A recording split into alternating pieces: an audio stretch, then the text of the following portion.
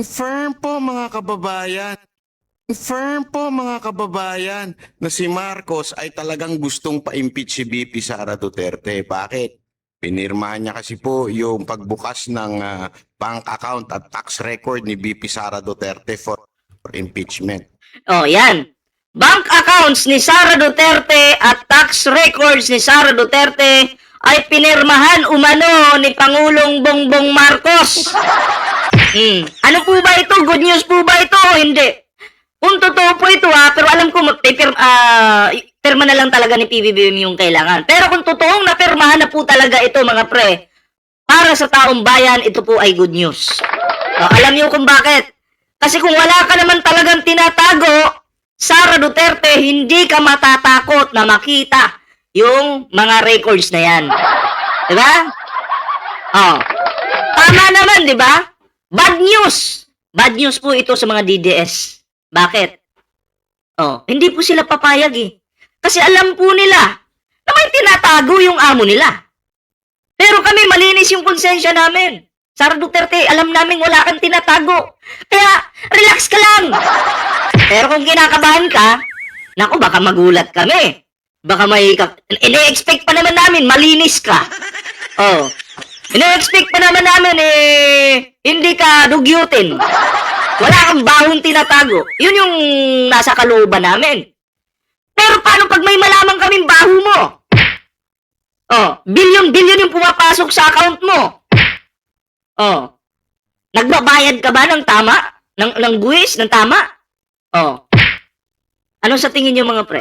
Paano pag malaman naming maraming kapalpakan? Yari na. Pag malaman naming maraming kapalpakan si Sara Duterte, maraming tinatago sa taong bayan, baka mamaya lalong tumaas yung ratings mo niyan. Baka mamaya, umabot ka ng 100,000%. Iyon na lahat. Suluhin mo na yung ratings mo kahit hindi ka nagtatrabaho. Yung aso mo, busugin mo para galingan yung pagtatanggol sa'yo. Busugin mo ba? Pakainin mo ng pakainin. Ay, nako. Iba kasi yung nasa isip nitong mga taong ito. Nako po. Eto. Firm po mga kababayan na si Marcos ay talagang gustong pa-impeach si VP Sara Duterte. Bakit? Pinirmahan niya kasi po yung pagbukas ng bank account at tax record ni VP Sara Duterte for impeachment. Pero siyempre, ang palusot nila, yan naman po inaayon sa batas. Malamang, batas. Hindi po palusot yan. Proseso yan. Hindi palusot yan.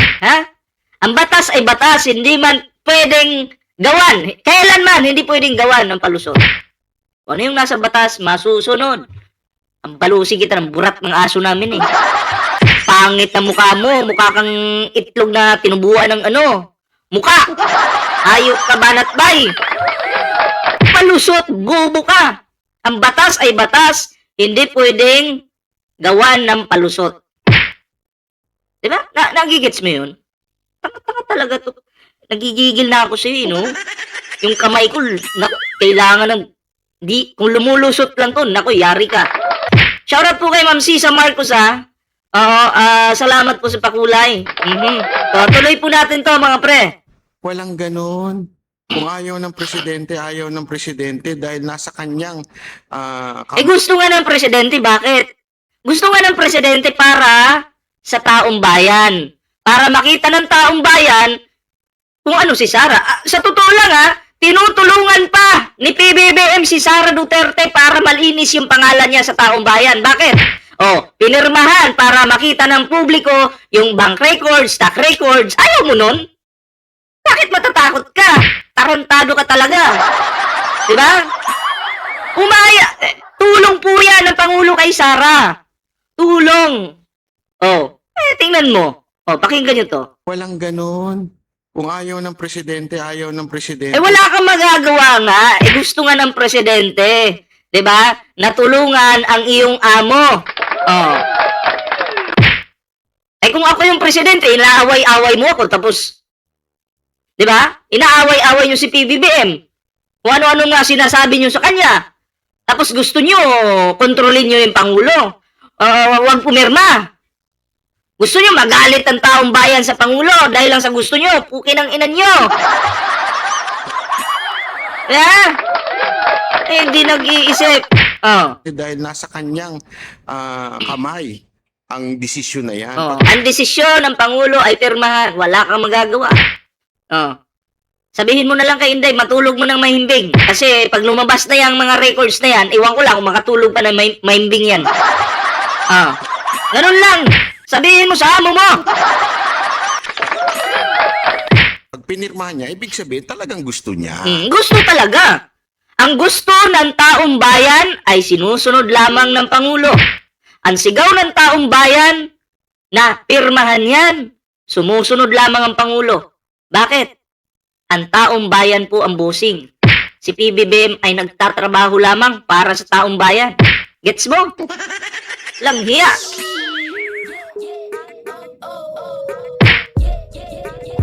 Kaya huwag na kayo magpalusot. So, simulat sa pool, talagang gusto niyang pa-impeach si VP Sara Hindi, Duterte. palakpakan natin. Hindi ka may impeach kung malinis ka. Pero kung may mga baho ka, madumi ka, okay? May mga sikreto ka na hindi mo diniklara sa publiko, alam mo na kung saan ka papunta. Ha? Alam mo na kung saan ka pupulutin. Oh. Ganun lang yun. Duterte. Alam niyo kasi kung bakit.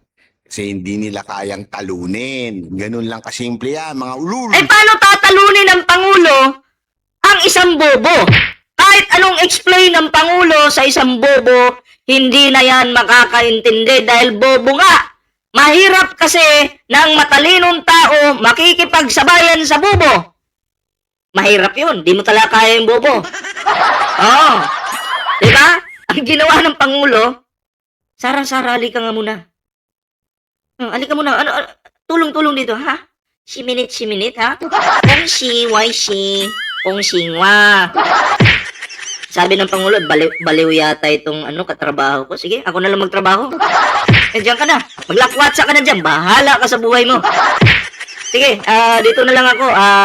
Ako na lang magtrabaho ng isa. Ako na lang yung magpanday. Para yung bahay, tumibay. Para yung nakatira dito sa bahay, hindi po mamroblema. Ha?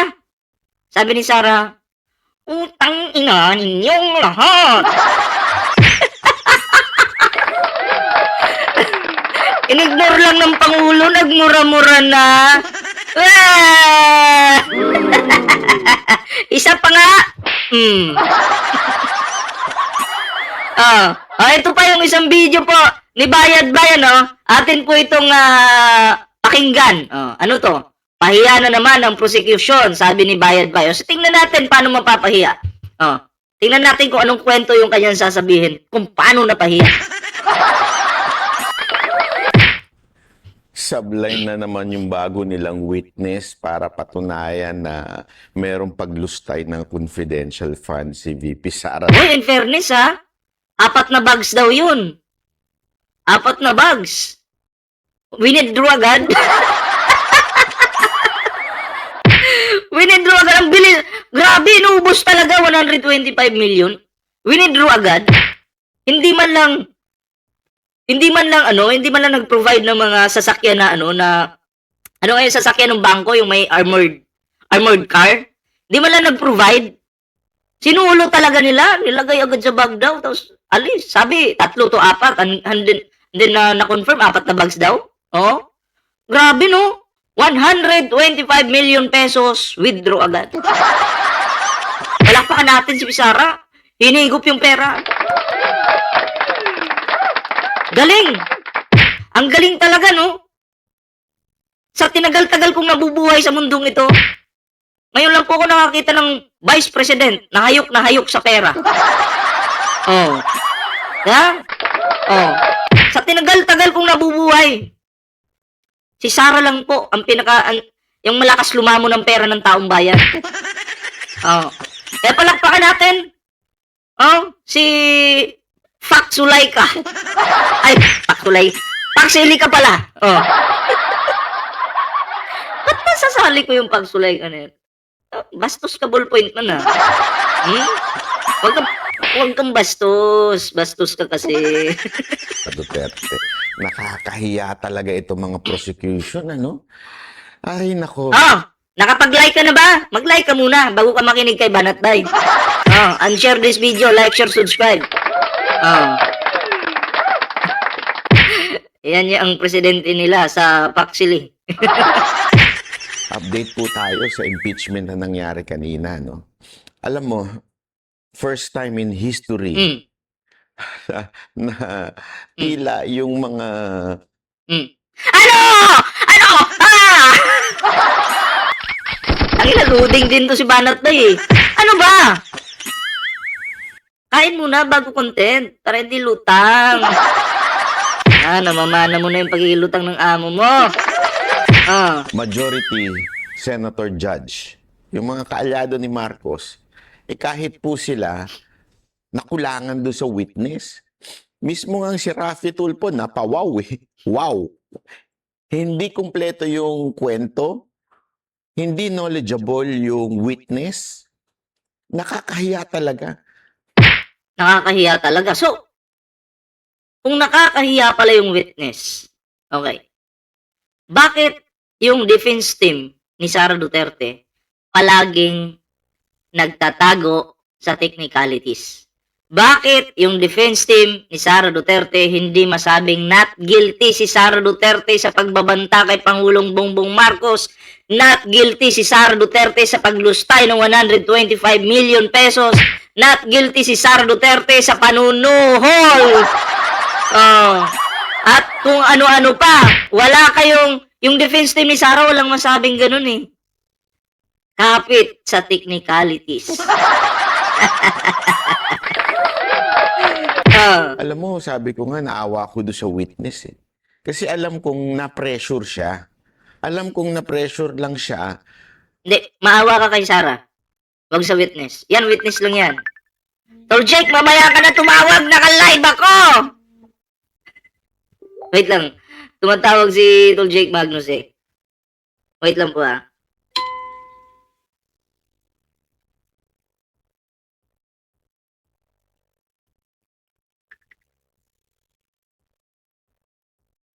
Alright. Tuloy tayo. Na mag-witness dyan kasi, siyempre, papasugpi na ka eh. Kaya lang, napatunayan na wala kang alam. Di ba? Nakakahiya. Hindi niya alam kung papaano sino yung Yung. authorized person, paano na-authorize yung person. Si Lacson nga, si Lacson na mismo, na alam naman natin talagang tuta ni Marcos to. Lacson, tuta ni Marcos. Ano ka? Ano ka? Diba? Yung mga senador na pabor sa gobyerno, nakikipagtulungan sa gobyerno, sasabihin mong tuta ni Marcos. Diba? Sila'y nagtatrabaho lamang. Inuuna nila ang taong bayan. Hindi pansariling interes yung ginagawa nila. Ano ka? Di mo tinitingnan yung sarili mo? Manalamin ka nga. Banat Bay, kapal ng mukha mo. Ha? Kayo yung totoong tuta. Bakit? Tagatahol kayo. Oo. Pag binigyan kayo ng dog food ni Sara Duterte, tatahol kayo ng tatahol. Diba? Kayo yung tuta. Di ko lang alam kung anong lahi nyo. Basta alam ko, yung isa doon na nakakulong, bulldog. Mismo nga siya, sabi niya, wala ba kayong competent witness na makakapagpaliwanag kung paano ginamit yung confidential funds? Tapos humirit pa si Chua.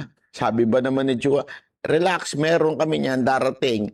Sabi ni Lacson, sandali, wala sa listahan yan. So, ibig sabihin, talagang maghahanap pa sila. Wala talagang masasabi nating competent witness tong mga to.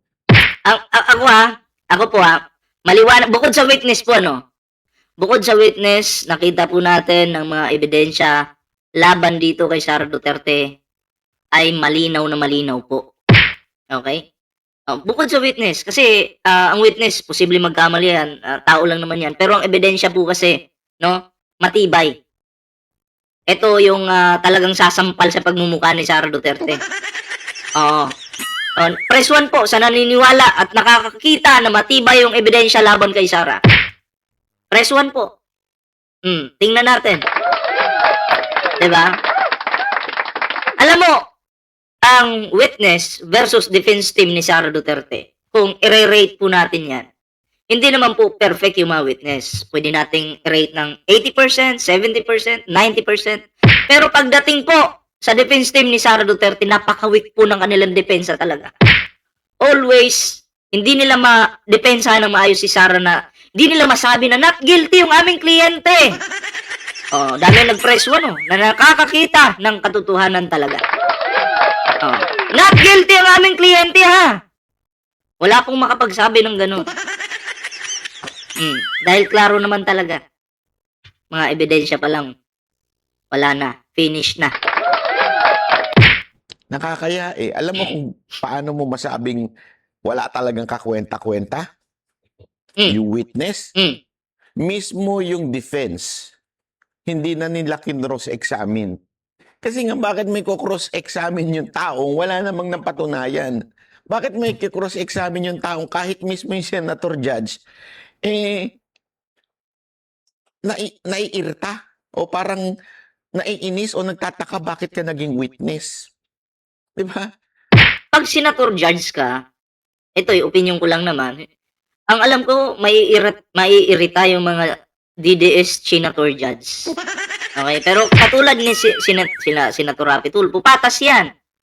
Kahit papabor ka kay PBBM kung nakitaan ka naman ng medyo hindi niya kaduda-duda, di ba? Ay, question ka talaga niyan. Pero pagdating sa mga senator judge, no? Senator judge, bias sila. Di ba? Kahit maganda po yung presentasyon mo, yung mga sinasabi mo, detalyado yung mga sinasabi mo, kukwestiyonin ka pa rin nila na parang wala kang credibility na mag-witness dyan. Parang yun yung iaano sa'yo, isasampal sa'yo. So, bias po sila. Diba? Makikita nyo naman yung mga senator judge na napaka-bias po. Minsan tatakutin ka pa. Kapag nagsinungaling ka, papakulong kita! Kakasuhan kita! Bago naman sila sumalang dyan, sa pagiging witness, alam nila na pag nagsinungaling sila, pwede silang makasuhan dyan. Tapos tatagutin mo pa, alam nila yan eh. Ay, nako. Ito si Cayetano, yun, mahilig manakot yan. Ang haba ng liig.